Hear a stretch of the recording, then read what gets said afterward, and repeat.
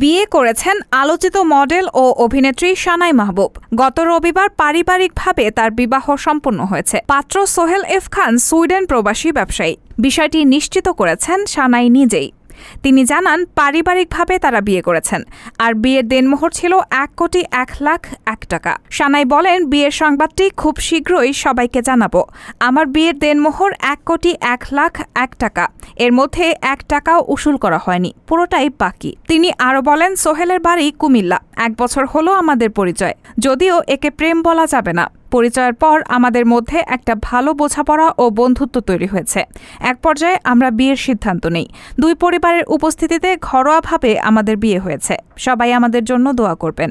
এর আগে 2022 সালের 27 মার্চ আবু সালেহ মুসা নামে এক ব্যাংকারকে বিয়ে করেছিলেন আলোচিত এই মডেল। তবে সেই সংসার বেশি দিন টেকেনি। 1 বছরের মাথায় তাদের বিচ্ছেদ হয়ে যায়। এরপর সানাই মন দেন চাকরিতে, অনিয়মিত হয়ে যান শোবিজে। রাহানা মুন, সবার কথা।